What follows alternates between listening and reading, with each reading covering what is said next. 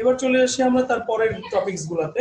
এই চ্যাপ্টারের most important একটা জিনিস, সেটা হচ্ছে মানে আবৃত দশমিক সংখ্যা। আবৃত দশমিক কোনটাকে বলে? যদি দশমিকের পরে কোনো ডিজিট গুলি রিপিটেড থাকে, দশমিকের পরে যদি কোনো ডিজিট রিপিটেড থাকে, তাহলে ওইটাকে বলা হয় আবৃত দশমিক সংখ্যা। এটা দেখাইছিলাম মনে হয় আমি তখন বোর্ডে আপনাদেরকে। জিনিসটা এরকম, ধরেন 2.2 আসসালামু আলাইকুম। 2.23 2.3 2.3 এরকম যদি রিপিটেড আমরা লিখতে থাকি, অর্থাৎ দশমিকের পরে যদি একই নাম্বার বারবার লিখতে থাকি বা একই ডিজিট যদি বারবার লিখতে থাকি, ওইটাকে বলা হয় আবৃত সংখ্যা। এখন এই আবৃত সংখ্যাটাকে প্রকাশ করা হয় মূলত এইভাবে, যে ডিজিট গুলো আমার রিপিটেড থাকবে সেই ডিজিট গুলোর উপরে এরকম দুটা পৌনঃপুনিক চিহ্ন দেওয়া হয়। যে ডিজিট গুলো রিপিটেড থাকবে সেই ডিজিট গুলোর উপরে এরকম পৌনঃপুনিক দেওয়া হয়। যার যার উপরে পৌনঃপুনিক থাকে সেই ডিজিট গুলা রিপিটেড হয়, বারবার আসতে থাকে। আবার যদি এমন থাকে 1.234, 4-এর উপরে একটা পৌনঃপুনিক আর 2-এর উপরে একটা পৌনঃপুনিক, দুই মাথায় পৌনঃপুনিক দিলে, দুই মাথায় যদি আমরা কখনো পৌনঃপুনিক চিহ্ন দেই, তাহলে অটোমেটিক আমার মাঝখানেটার মধ্যেও পৌনঃপুনিক সাইন বুঝায়। অর্থাৎ এখানে 2 আর 4-এর উপর পৌনঃপুনিক দেখতে পাচ্ছ, কিন্তু আসলে তিনটার উপরেই পৌনঃপুনিক হবে। অর্থাৎ যখন রিপিটেড হবে তখন আমরা এটাকে এইভাবে রিপিটেড করব, 1.234 234 234, এইভাবে রিপিটেড কন্টিনিউয়াস চলতে থাকবে। এই চ্যাপ্টার থেকে মূলত বেশি আসে হলো এমসিকিউ। এমসিকিউ এর জন্য মোস্ট ইম্পর্টেন্ট একটা জিনিস, সেটা হচ্ছে এই পৌনঃপুনিক সাইনকে ভাঙানো। পৌনঃপুনিক সাইনকে আমরা কিভাবে ভাঙাবো, পৌনঃপুনিক সাইনকে আমরা কোন নিয়মের মাধ্যমে ভাঙাতে পারি? স্ক্রিনশট দিয়ে রাখো মাহি।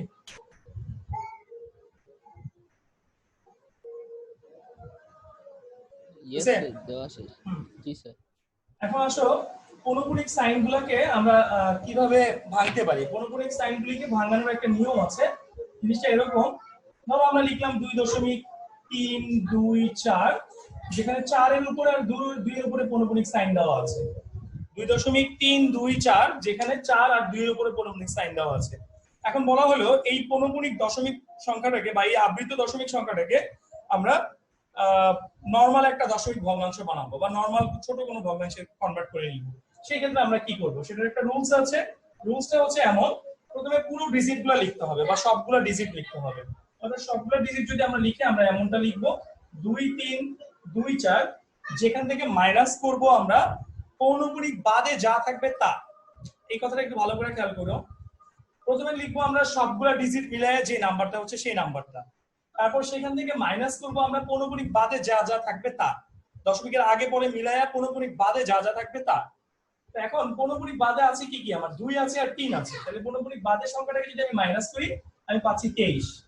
ডিভাইডেড বাই করব, যেই কয়টা পৌনঃপুনিক সাইন থাকবে সেই কয়টা নিচে 9 আনতে হবে। যেই কয়টা পৌনঃপুনিক সাইন থাকবে সেই কয়টা আমরা নিচে 9 আনবো। তাহলে এখানে দেখতেই পাচ্ছি আমরা 2টা পৌনঃপুনিক সাইন আছে, তাহলে আমি 9 আনবো 2টা। এখন 2টা 9 যদি আনি, দশমিকের পরে পৌনঃপুনিক ছাড়া যেই কয়টা সংখ্যা আছে, দশমিকের পরে পৌনঃপুনিক ছাড়া যেই কয়টা সংখ্যা আছে সেই কয়টা 0 আনতে হবে। আমি আবারও বলছি, দশমিকের পরে পৌনঃপুনিক ছাড়া যেই কয়টা সংখ্যা আছে সেই কয়টা 0 আনতে হবে। এখন দশমিকের পরে পৌনঃপুনিক ছাড়া সংখ্যা আছে কয়টা? আমি দেখতে পাচ্ছি একটা সংখ্যা আছে, তাহলে এখানে আমার 0 আসবে কয়টা? একটা 0 আসবে। এখন এরপরের ক্যালকুলেশনটুকু নরমাল ক্যালকুলেশন, নরমাল বীজগাণিতিক ক্যালকুলেশন যেরকম ভাবে করি আমরা, এইভাবে করলে এটা হয়ে যাচ্ছে। 4 করলে হচ্ছে 1 2 2 0 3 এর 3 2 এর 2, আর নিচে থাকছে 9 9 0। আই থিংক এটাই আমাদের অ্যানসার, যদি কাটাকাটি না যায়। কাটাকাটি গেলে কাটাকাটি করে নিতে হবে। হ্যাঁ আমি বলো, কি বলতে দিয়েছিলাম? স্যার আপনি বললেন যে পৌনঃপুনিক ছাড়া যে সংখ্যাগুলো থাকবে ততগুলো শূন্য দিব। স্যার এখানে তো 2 আর 3 দুইটা সংখ্যা আছে না স্যার? আমি কিন্তু এটাই বলছিলাম যে দশমিকের পরে পৌনঃপুনিক ছাড়া যেই সংখ্যাটা আছে ততগুলো শূন্য। ও ঠিক আছে স্যার, ঠিক আছে। দশমিকের পরে পৌনঃপুনিক ছাড়া সংখ্যা আছে আমার একটা, তাহলে আমি শূন্য দিব একটা। আর পৌনঃপুনিক আছে আমার 2টার উপরে, আমি 9 দিব 2টা। ঠিক আছে। তো এখন আমাকে দেখতে হবে এই উপর নিচে লব এবং হরে কাটাকাটি যায় কিনা। যদি কাটাকাটি যায়, কাটাকাটি করে অ্যানসার বসাই দিবেন। কাটাকাটি না গেলে এটা এইভাবেই অ্যানসার ওকে থাকবে। আচ্ছা, স্ক্রিনশট দিয়ে রাখো। এটা মোস্ট ইম্পর্টেন্ট একটা পার্ট ছিল এই চ্যাপ্টারের। এই জিনিসটা আসলে মূলত এই চ্যাপ্টারের মধ্যে বেশি লাগে। আচ্ছা, এরপরে বাকি জিনিসগুলো মনে হয় আমরা মূলত ওই যে মূলদ অমূলদ বাস্তব অবাস্তব এগুলো আসলে আমরা জানি, এগুলো নতুন করে বোঝানোর কিছু নাই। তো মোস্ট ইম্পর্টেন্ট একটা জিনিস, সেটা হচ্ছে √2 একটি অমূলদ সংখ্যা বা √5 একটি অমূলদ সংখ্যা, এরকম প্রুফ। এই প্রুফগুলোকে আমরা সবাই পারি। না স্যার, এটাই তো নো স্যার। ঝামেলা। আচ্ছা, প্রুফটা সকলে পারি না। এই চ্যাপ্টারের মানে সবচেয়ে ইম্পর্টেন্ট একটা ম্যাথের মধ্যে হলো একটা ম্যাথ অমূলদ সংখ্যার প্রমাণ, যে কোনো অমূলদ সংখ্যার প্রমাণ। এখন ধরেন অমূলদ সংখ্যা কোনগুলাকে বলা হয়, আমরা কিন্তু অলরেডি জানি যে অমূলদ সংখ্যা আমরা কোনগুলাকে বলি। অমূলদ সংখ্যা বলি কোনগুলাকে, যে সংখ্যাগুলিকে বর্গমূল করা যায় না বা যেগুলো পূর্ণ বর্গ সংখ্যা নয়, যে সংখ্যাগুলি পূর্ণ বর্গ সংখ্যা নয় এমন সংখ্যার বর্গমূল হচ্ছে আমার অমূলদ সংখ্যা। আমি আবারও বলছি, যে সংখ্যাগুলো পূর্ণ বর্গ সংখ্যা নয় এমন সংখ্যার বর্গমূল হচ্ছে আমার অমূলদ সংখ্যা। এখন আপনার এখানে প্রশ্ন আসতে পারে এরকম, যেমন 2 একটা পূর্ণবর্গ সংখ্যা না, 3ও কিন্তু পূর্ণবর্গ সংখ্যা না, 5ও পূর্ণবর্গ সংখ্যা না, 7ও পূর্ণবর্গ সংখ্যা না। এখন এই 2, 3, 5, 7 এই ডিজিটগুলিকে যদি আমরা বর্গমূল করি তাহলে সেটা হবে একটি অমূলদ সংখ্যা। এটার প্রুফটা কিভাবে করব আমরা? এটার প্রুফটা খুবই ইজি, খুব কঠিন কিছু না। ধরেন আপনাকে প্রশ্ন দিল √5 একটি অমূলদ সংখ্যা, আমরা ধরে নিলাম √5 একটি অমূলদ সংখ্যা, এটার প্রমাণটা আমাকে করতে বলছে। আপনাকে প্রশ্নটা দিল দেখাও যে বা প্রমাণ করো যে √5 একটি অমূলদ সংখ্যা, তাহলে আমরা কিভাবে করব? প্রথমে আমাদেরকে যে কাজটা করতে হবে, আমরা যেটা প্রুফ করতে বলবে তার অপোজিটটা ধরে নিব। অর্থাৎ আমাদেরকে প্রুফ করতে বলছে যে অমূলদ সংখ্যা, তা আমরা আগে ধরে নিব যে এটা একটা মূলদ সংখ্যা। তো মূলদ সংখ্যা ধরে আমরা একটু করার চেষ্টা করি, দেখি কি হয়। মনে করি, কি মনে করবো আমরা, √5 একটি মূলদ সংখ্যা। এবং আমরা সকলে নিশ্চয়ই জানি যে মূলদ সংখ্যা কোনগুলিকে বলা হয়। মূলদ সংখ্যা বলা হয় যদি কোনো নাম্বারকে p/q বা ভগ্নাংশ আকারে প্রকাশ করা যায়, তাহলে ওই নাম্বারটাকে আমরা কি বলতে পারি, মূলদ সংখ্যা বলতে পারি। তো যেহেতু √5 কে আমি মূলদ সংখ্যা ধরছি, আমি এইখান থেকে কিন্তু লিখতেই পারছি এমন, √5 যদি মূলদ সংখ্যা হয় তাহলে √5 ইকুয়াল টু হবে আমার p/q। কারণ √5 মূলদ সংখ্যা মানে কি, এটাকে ভগ্নাংশ আকারে প্রকাশ করা যাবে। আচ্ছা, এখন এই যে p/q লিখলাম, এই p আর q দুটা কি? এই p আর q, p/q লিখে এখানে আমার 3টা সাইড নোট আনতে হবে। 3 রকমের শর্ত এখানে থাকতে হবে। শর্তগুলো কি কি? p এবং q উভয়কেই স্বাভাবিক সংখ্যা হতে হবে। p এবং q দুইটা ডিজিটকে আমার স্বাভাবিক সংখ্যা হতে হবে। এরপর আসেন p, q কে সহমৌলিক হতে হবে। সহমৌলিক কি বুঝি আমরা সবাই? সহমৌলিক কি বুঝি? এটা একটু বুঝাইলে ভালোই তো। আচ্ছা, সহমৌলিক জিনিসটা হচ্ছে দুটো ডিজিটের মধ্যে যদি এক ছাড়া অন্য কোনো সাধারণ গুণনীয়ক না থাকে। দুটো নাম্বারের মধ্যে যদি বা দুইটা ডিজিটের মধ্যে যদি বা দুইটা নাম্বারের মধ্যে বা দুইটা সংখ্যার মধ্যে যদি এক ছাড়া অন্য কোনো সাধারণ গুণনীয়ক না থাকে।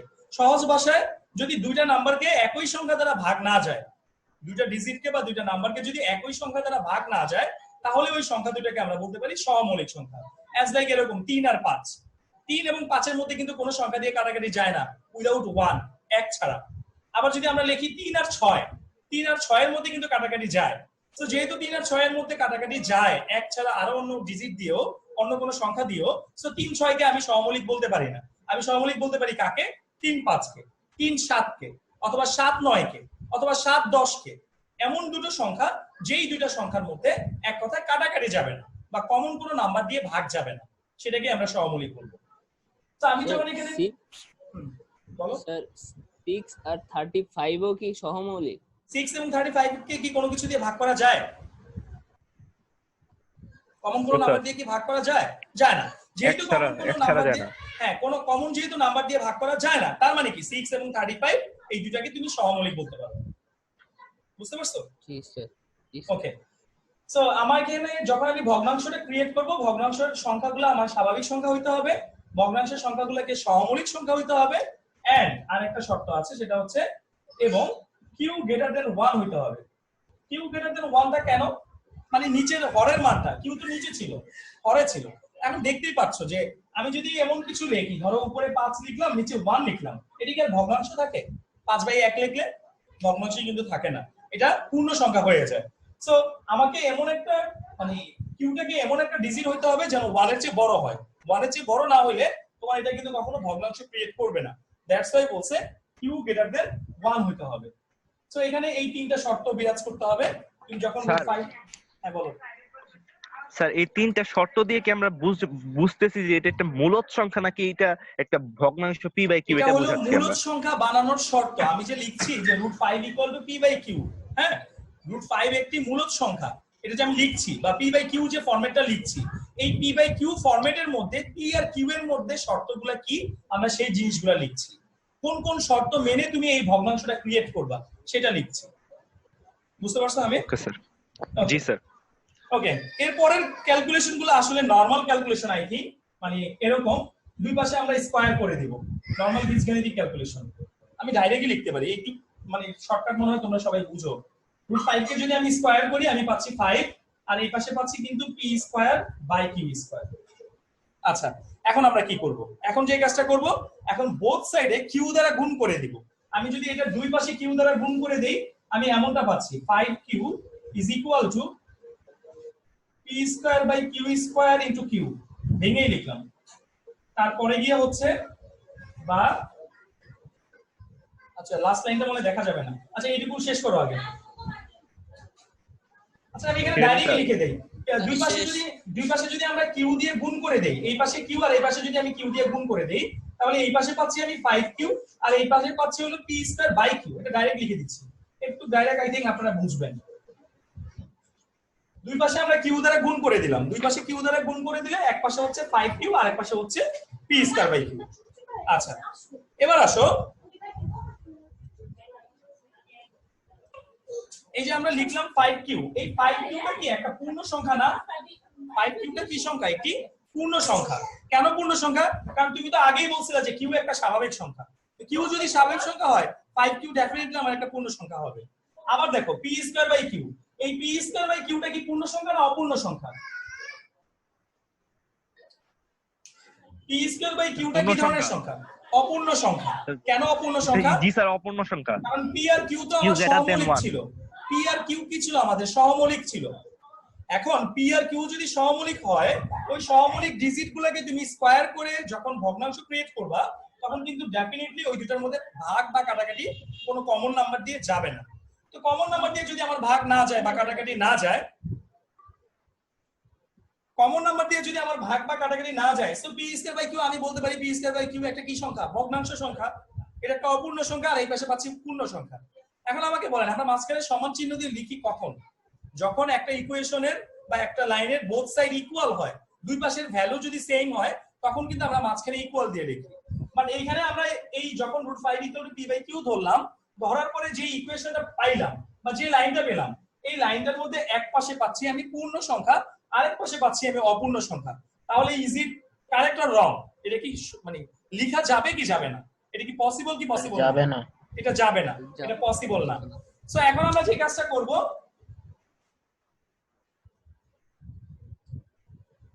ভাই স্ক্রিনশট দিছিল না? জি স্যার। আচ্ছা এখন আমরা যে কাজটা করব, যে লিখব 5q ≠ p²/q। তারপরে কারণটা লিখে দিতে হবে। কেন 5q ≠ p²/q টা কেন? বিকজ 5q একটি পূর্ণ সংখ্যা, অপরদিকে p²/q একটি ভগ্নাংশ বা অপূর্ণ সংখ্যা। যেটাই লেখো ওইটাই রাইট। কেন অপূর্ণ সংখ্যা? কারণ p², q এর মধ্যে 1 ভিন্ন অন্য কোন সাধারণ উৎপাদক নেই। তাহলে p² আর q এর মধ্যে যদি 1 ভিন্ন অন্য কোন সাধারণ উৎপাদক নাই থাকে, সো আমি বলতে পারি p²/q টা একটা অপূর্ণ সংখ্যা বা ভগ্নাংশ সংখ্যা। অর্থাৎ এক পাশে পাচ্ছি অপূর্ণ, আরেক পাশে পাচ্ছি পূর্ণ। তো এক পাশে অপূর্ণ আরেক পাশে পূর্ণ পাওয়ার মানেটা কি? আমার এইটা একসেপ্টেড না, এই জন্য আমি লিখে দিলাম 5q ≠ p²/q। এখন আসেন, এই লাইনটা যদি আমার গ্রান্টেড না হয়, এই যে এই লাইনটা যদি গ্রান্টেড না হয়, এই লাইনটা আসছিল কোথা থেকে? মানে এই লাইনটার বা এই যে এই বা দিয়ে যে এই লাইনটা লিখছিলাম, এটার প্রথম লাইনটা কি ছিল? √5 = p/q ছিল, তাই না? জি স্যার। √5 = p/q কে ক্যালকুলেট করে আমরা পেয়েছি 5q = p²/q। এখন আমার এইটা যদি একসেপ্টেড না হয়, তাহলে ওই √5 = p/q কি একসেপ্টেড? No sir. নো। তার মানে আমার √5 ইকুয়াল টু পি বাই কিউটাও কিন্তু অ্যাকসেপ্টেড না। তাহলে আমরা কি লিখব? সুতরাং √5 পি বাই কিউ আকারের কোন সংখ্যাই হতে পারে না। তাহলে √5 যদি আমার পি বাই কিউ আকারের কোন সংখ্যা হতে না পারে, √5 যদি পি বাই কিউ আকারের কোন সংখ্যা হতে না পারে, তো √5 একটি মূলদ সংখ্যা না √5 একটি অমূলদ সংখ্যা হবে? আচ্ছা স্যার, স্যার অমূলদ সংখ্যা। এক্স্যাক্টলি স্যার সুতরাং আমি বলবো √5 একটি অমূলদ সংখ্যা। হ্যাঁ মাহি বলো। স্যার মানে আমরা তো প্রথমে লিখছিলাম যে √5 একটি মূলদ সংখ্যা, মানে ধরে নিছি। হ্যাঁ তো স্যার প্রমাণটা এরকম হবে না যে তাহলে √5 একটি মূলদ সংখ্যা না? একই তো কথা হইলো, √5 একটি মূলদ সংখ্যা না মানেই তো √5 একটি অমূলদ সংখ্যা, তাই না? √5 একটি মূলদ সংখ্যা না, এটা মানে কি? এটা মানেই তো √5 একটি অমূলদ সংখ্যা। একই তো কথা হইলো। আমরা তো লিখেই দিলাম যে √5 পি বাই কিউ আকারের কোনো সংখ্যাই হতে পারে না। √5 যদি পি বাই কিউ আকারের কোনো সংখ্যা না হতে পারে, তার মানে কি √5 জীবনে কখনো মূলদ হতে পারবে না। তো √5 যদি মূলদ না হয় তাহলে √5 কি হবে? অমূলদ হবে। পজিটিভ নেগেটিভ এটা কোনো সমস্যা না, একই জিনিস। আমরা কি বুঝতে পারছি এই প্রমাণটা? এই প্রমাণটা খুব ইম্পর্টেন্ট একটা প্রমাণ। বুঝতে পারছি কি? জি স্যার। স্যার। আচ্ছা, এটা যদি বুঝতে পারি, এই চ্যাপ্টার থেকে যখন সিকিউ কোশ্চেন আসে তখন এই প্রশ্নটা খুব বেশি আসে, যদি আসে, খুব একটা আসে না, তেমন একটা আসে না এই চ্যাপ্টার থেকে। যদি ইন কেস এসে পড়ে তাহলে এইটার প্রুফটা খুব ইম্পর্টেন্ট, এটার প্রুফটা কাজে লাগে। আচ্ছা হতে আসছে না স্যার এটা কি 4 নাম্বারের প্রশ্ন নাকি 2 নাম্বারের? 4 মার্কসের প্রশ্ন। তোমার এই অঙ্কটা দেখে কি মনে হচ্ছে এটা কোনোভাবে 4 মার্কসের প্রশ্ন হিসেবে হতে পারে? আচ্ছা রাহাত কি নাই? মনে হয়। রাহাত নাই? আসি তো স্যার। রাহাতের কোনো আওয়াজ পাচ্ছি না, একদম চুপচাপ। স্যার ও একটু গবেষণা করতেছিল। স্ক্রিনশট দিছো? স্যার স্যার এই অধ্যায় ভালো পারে, ওর কাছে কি বলবে ও? আচ্ছা স্ক্রিনশট দিয়েছো? স্যার ও জি স্যার। আচ্ছা আমার স্যার কিন্তু ওর মনের একটা আক্ষেপ আছে। এটা কিন্তু রেকর্ডিং হচ্ছে, হ্যাঁ, সো আলতু ফালতু কথা বললো না। স্যার এটা কি ফেসবুকে দিবেন? স্যার ইউটিউবে দেবেন? হ্যাঁ স্যার ফেসবুক আছে না। আচ্ছা এবার চলে আসি আমরা পরের আরেকটা ইম্পর্টেন্ট জিনিস। আপনাদের মূল বইতে হ্যাঁ, স্যার। মনে হয় 4 নাম্বার না 5 নাম্বার পেজে আছে উদাহরণ 2। উদাহরণ 2 এটা আশা করি মানে খুব একটা কঠিন কিছু না, আপনারা নিজেরাই পারবেন। তারপর আমি হালকা একটু ধারণা দিয়ে দিচ্ছি। উদাহরণ 2 এর প্রশ্নটা এরকম: প্রমাণ করো যে কোন 4টি ক্রমিক স্বাভাবিক সংখ্যার গুণফলের সাথে 1 যোগ করলে যোগফল একটি পূর্ণবর্গ সংখ্যা হবে।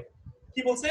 প্রমাণ করো যে কোন 4টি ক্রমিক স্বাভাবিক সংখ্যার গুণফলের সাথে 1 যোগ করলে যোগফল একটি পূর্ণবর্গ সংখ্যা হবে। এখন ক্রমিক সংখ্যাগুলো নিশ্চয়ই আমরা সবাই চিনি, 1 2 3 4 ক্রমান্বয়ে যে সংখ্যাগুলি আসে সেটাকে ক্রমিক সংখ্যা বলে।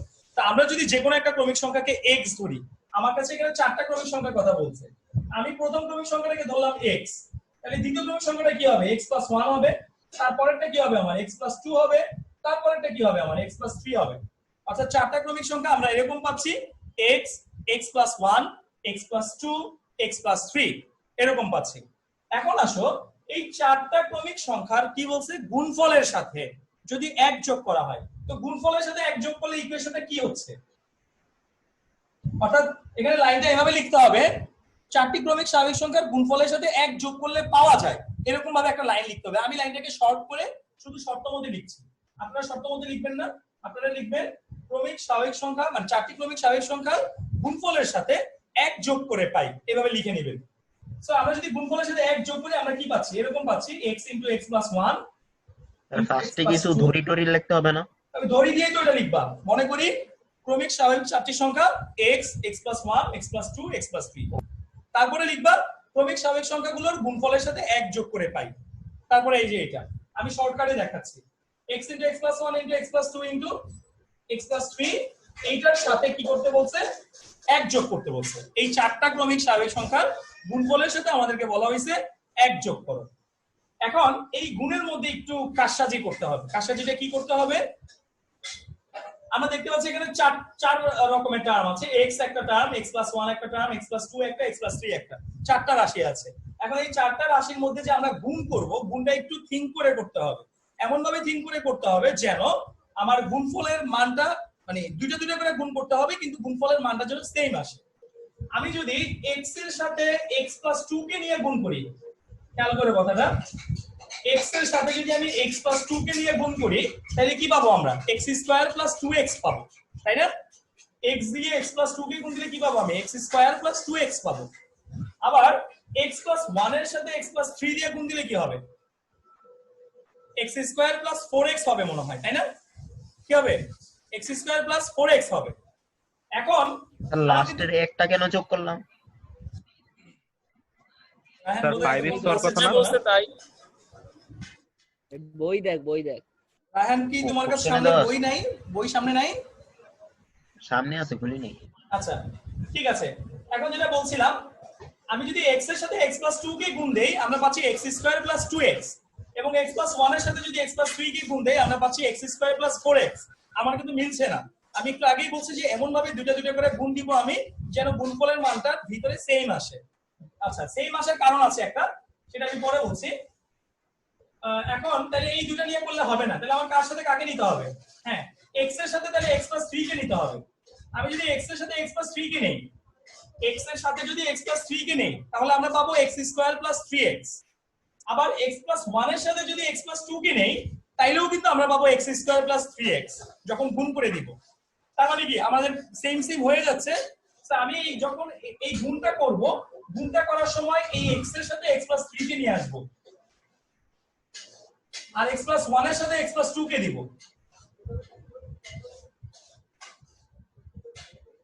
দেওয়ার পরে আমরা কি করব, x দিয়ে যদি x প্লাস 3 কে গুণ দেই আমরা কি পাচ্ছি? x স্কয়ার প্লাস 3x পাচ্ছি নরমালি। আর এই x প্লাস 1 দিয়ে x প্লাস 3 কে গুণ দিলে কি পাচ্ছি আমরা? সরি x প্লাস 2 কে গুণ দিলে কি পাচ্ছি? এরকম পাচ্ছি। আমি ভেঙে এই গুণটা দেখাচ্ছি, x square plus 2x plus x plus 2 plus 1। মানে এটুকু স্ক্রিনশট দাও। আচ্ছা পরে দাও, পরে দাও। x square plus 3x into ওইখানে পাচ্ছি আমরা এরকম x স্কয়ার প্লাস এই 2x আর x মিলা হচ্ছে 3x প্লাস 2 প্লাস 1। এই যে দেখেন এই x স্কয়ার প্লাস 3x, আবার এখানেও দেখেন x স্কয়ার প্লাস 3x, একই রকমের দুইটা মান আসছে। এই একই রকমের দুইটা মান আনার জন্য আমরা এটাকে মডিফাই করে নিছিলাম, x এর সাথে x প্লাস 3 কে নিছিলাম আর x প্লাস 1 এর সাথে x প্লাস 2 কে নিয়েছিলাম। সো এখন এই x স্কয়ার প্লাস 3x এবং এই x স্কয়ার প্লাস 3x কে আমরা মনে মনে একটা মান ধরে নিব বা কল্পনা করে নিব। আমি যদি এই x স্কয়ার প্লাস 3x টাকে মনে মনে a ধরি আর এই x স্কয়ার প্লাস 3x টাকেও যদি মনে মনে a ধরি তাহলে আমার ইকুয়েশনটা কি দাঁড়াচ্ছে? স্ক্রিনশট দাও, আমি মুছে ফেলছি। জি স্যার দিয়েছি। ওকে, তাহলে আমরা কি পাচ্ছি মূলত? তাহলে আমরা পাচ্ছি এমন a into a plus 2 plus 1। হ্যাঁ a into a plus 2 plus 1। এখানে অবশ্যই সাইড নোট দিয়ে দিবা যে x square plus 3x equal to কি ধরে? a ধরে। এখন আমরা যদি গুণ করে দেই কি পাচ্ছি? a দিয়ে a কে গুণ দিলে হচ্ছে a স্কয়ার, a দিয়ে 2 কে গুণ দিলে হচ্ছে 2a প্লাস 1। সো দেখাই যাচ্ছে কিন্তু এটা একটা স্কয়ার রাশি, বর্গ রাশি। a square plus 2a plus 1 টাকে কিন্তু আমরা চাইলে স্কয়ারের ফরম্যাটে ভাঙতে পারি, যদিও এটা না দেখালেও চলতো, তারপরে আমি দেখাচ্ছি। এটাকে আমার লিখলে হচ্ছে এমন a প্লাস 1 হোল স্কয়ার, যা একটি কি সংখ্যা? যা একটি পূর্ণ বর্গ রাশি। অর্থাৎ আমরা যা পাইলাম a প্লাস 1 হোল স্কয়ার, এই a প্লাস 1 হোল স্কয়ারটা হলো একটা পূর্ণবর্গ রাশি। আই থিংক আমাদের প্রশ্নে কিন্তু এটাই প্রমাণ করতে বলছে যে গুণ করার পরে চারটা ক্রমিক সংখ্যা তার সাথে এক যোগ করলে সেই যোগফলটা একটি পূর্ণবর্গ সংখ্যা হবে, এবং আমাদের কিন্তু পূর্ণবর্গ সংখ্যা চলে আসছে। আর কোনো কোশ্চেন আছে? হ্যাঁ বলো স্যার রাশির জায়গাতে কি হ্যাঁ স্যার আমারও সেম কোশ্চেন স্যার। রাশির জায়গায় কি স্যার সংখ্যা লিখলে সমস্যা আছে? কোনো সমস্যা নেই, একই কথা। স্যার একটু সরলে ভালো হতো। স্যার এবার মাঝখানে আসেন। হয়েছে? জি স্যার। ওকে, সো আমি এবার এটা মুছে ফেলছি। কার কোনো কোশ্চেন আছে এটা নিয়ে? এটা নিয়ে কারো কোনো প্রশ্ন আছে? নেই? রিপন বুঝছো? স্যার বলো। স্যার স্যার এটা এখানে তো x প্লাস 1 এরকম দেওয়া আছে, কিন্তু পরীক্ষায় যদি সংখ্যা দিয়ে আসে তাহলে কি করব? আচ্ছা, পরীক্ষায় যদি সংখ্যা দিয়ে আসে তাহলে কি করবা? পরীক্ষায় সংখ্যা দিয়ে কখনো আসবে না, কারণ এটা পরীক্ষার সংখ্যা দিয়ে বানাইতে গেলে এটার এই প্রশ্নটা আর বানানো যাবে না আসলে। বুঝতে পারছেন কথা? এই প্রশ্নটা আপনাকে এমন ভাবেই দিবে যে 4টি ক্রমিক স্বাভাবিক সংখ্যার গুণফলের সাথে 1 যোগ করলে গুণফল যোগফল একটি পূর্ণবর্গ সংখ্যা হয়। ঠিক আছে, কোশ্চেনটা এমন ভাবেই আসবে। সংখ্যা দিয়ে দিলে তখন বলেন। স্যার 1 2 চাইছে 3 পূর্ণবর্গ সংখ্যা। হুম, স্যার আপনি বের করছেন পূর্ণবর্গ রাশি। এটার অ্যান্সার আমি দিয়েছি একবার, যে পূর্ণবর্গ রাশি পূর্ণবর্গ সংখ্যা একই জিনিস মিন করছে। ফালতু কোশ্চেন না করে মানে কাজের কোশ্চেন করেন। স্যার হুম। এইরকম রিলেটেড আরেকটা এক্সাম্পল দেওয়া যায়, মানে হ্যাঁ, এরকম রিলেটেড আরেকটা আছে আপনাদের অনুশীলনীতে আছে, ওটা যখন আমরা অনুশীলনীতে যাব তখন আমি দেখবো নি। ঠিক আছে, এরকম রিলেটেড বলতে এক্সাক্ট এটা পাবেন না, তবে এটার কাছাকাছি পাবেন। এটার কাছাকাছি পাবেন হলো এরকম, আমি একটু বের করছি দাঁড়ান।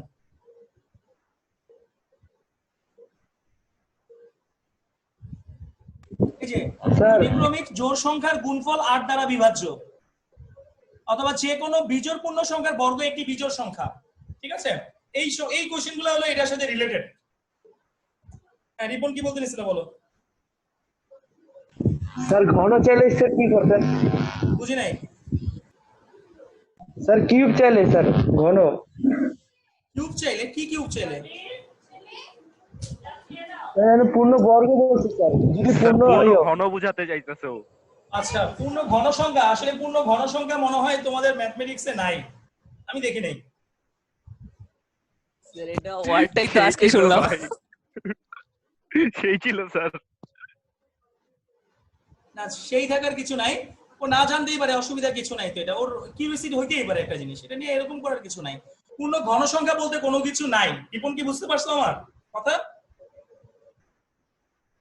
রিপন আমার কথা কি বুঝতে পারছো? জি স্যার। পূর্ণ ঘন সংখ্যা বলতে আসলে কিছু হয় না। ম্যাথমেটিক্স এর ভাষায় আমরা পূর্ণ ঘন সংখ্যা শব্দটা কখনো ইউজ করি না, বা করি নাই, আমি আজ পর্যন্ত দেখি নাই। ঠিক আছে, সো এটা নিয়ে না ভাবলেও আমাদের হচ্ছে বা হবে। আমিও দেখি নাই স্যার। ওকে, আমিও আজ পর্যন্ত দেখি নাই। এবার আমরা পরেরটাতে চলে যাচ্ছি।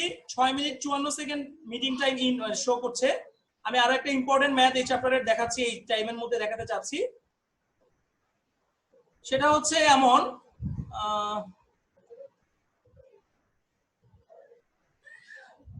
হ্যাঁ, এত এবং এত এর মাঝে দুটি অমূলদ সংখ্যা নির্ণয় করো। ঠিক আছে, ধরেন দুইটা সংখ্যা দিয়ে আপনাকে বললো এই দুটি সংখ্যার মাঝখানে একটি অমূলদ সংখ্যা আপনাকে নির্ণয় করতে হবে। এখন এই সংখ্যা দুইটা ধরো কি বলা যায়, দেখো তো প্রশ্নে অনুশীলনীতে একটা আছে, কোশ্চেন আছে এটা রিলেটেড। কি কোশ্চেন আছে দেখো তো একটু।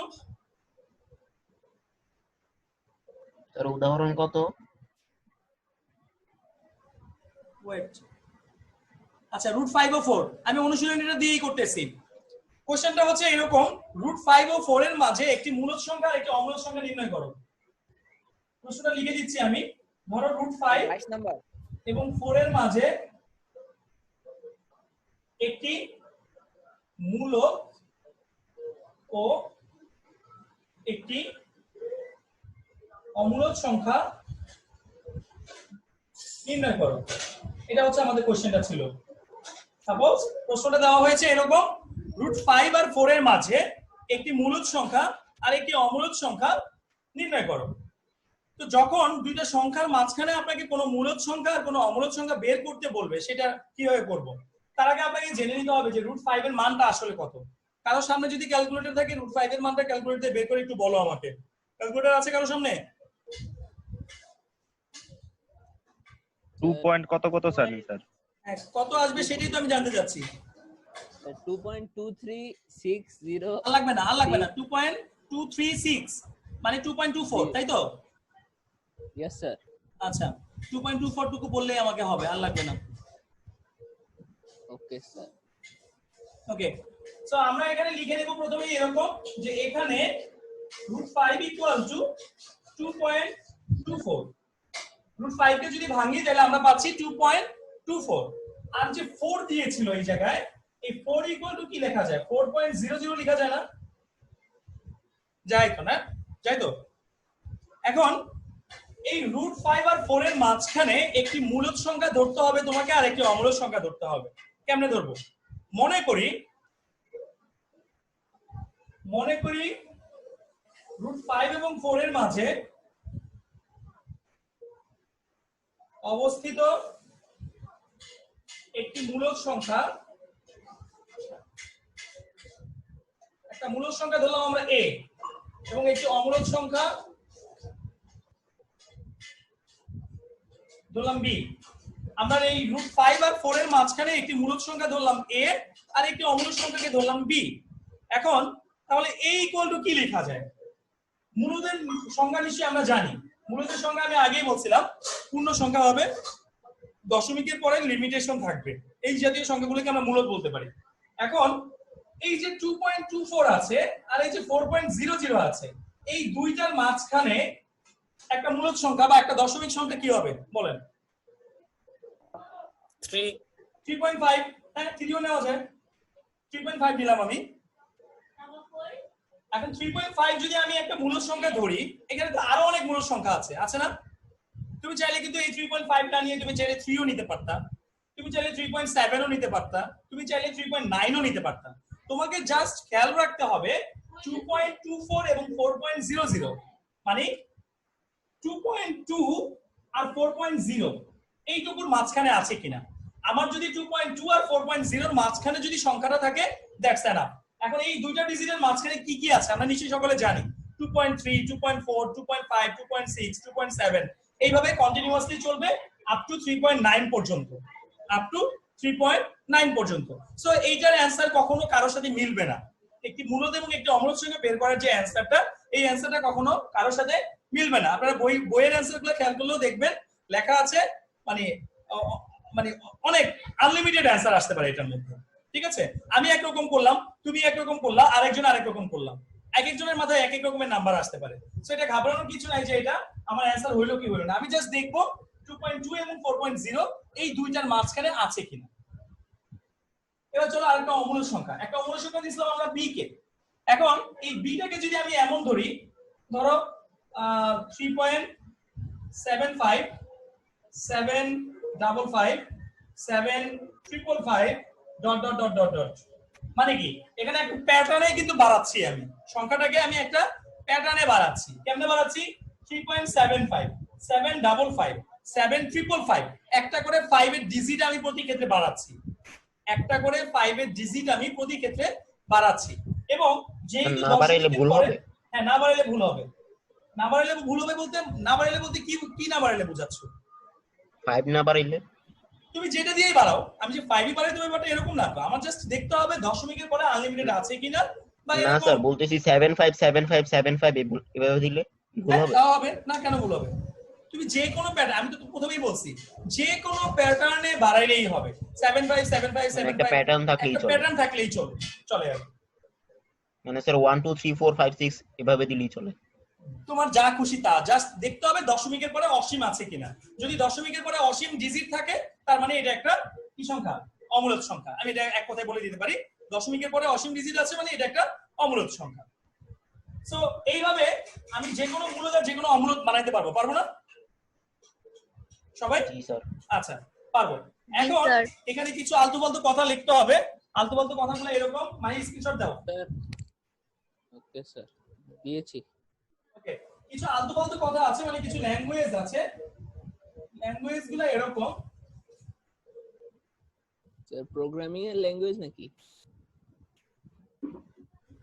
কিছু বললা?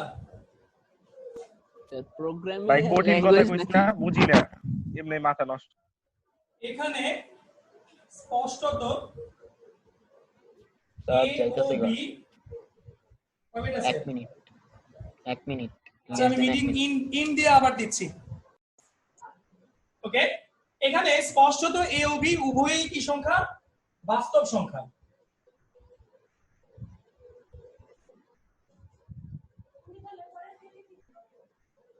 বাস্তব সংখ্যা A আর B দুইটাই হলো আমার এখানে বাস্তব সংখ্যা।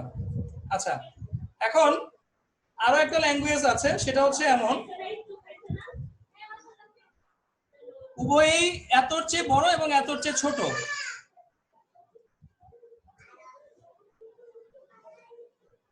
উভয়ই কার কার মাঝখানে যেন ছিল ইয়াটা, মূলধন অমূলদটা √5 আর 4 এর মাঝখানে। জি স্যার। উভয়ই স্যার। root 5 থেকে বড় কিন্তু 4 থেকে ছোট। আবার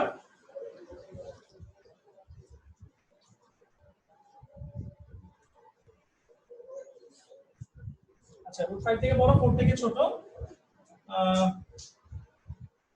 অর্থাৎ √5 less than 3.5 less than 4, আবার √5 less than 3.75 755 755 dot dot dot এরকম ডট ডট ডট দিয়ে আবার লেস দেন 4 দিতে হবে। আচ্ছা আমি একটু কমাই দিলাম, dot dot dot less than 4। আচ্ছা এইটুকু দেখানোর পরে √5 কে ভগ্নাংশ আকারে প্রকাশ করা যায় না। আবার সরি √5 কে না, a কে সেমি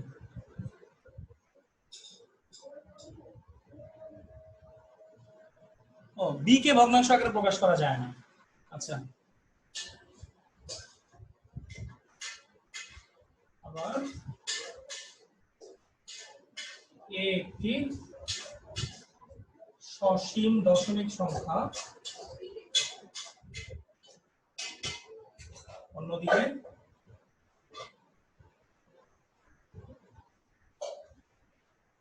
বি একটি অসীম দশমিক সংখ্যা যাকে ভগ্নাংশ আকারে প্রকাশ করা যায় না। আচ্ছা আই থিঙ্ক এটুকু বুঝতে পারছেন না সবাই? স্যার স্ক্রিনশট দিব? হ্যাঁ স্ক্রিনশট দিয়ে রাখুন। জি স্যার। জি স্যার। এই হিস্টোরি কি লিখতে হবে সব সময়?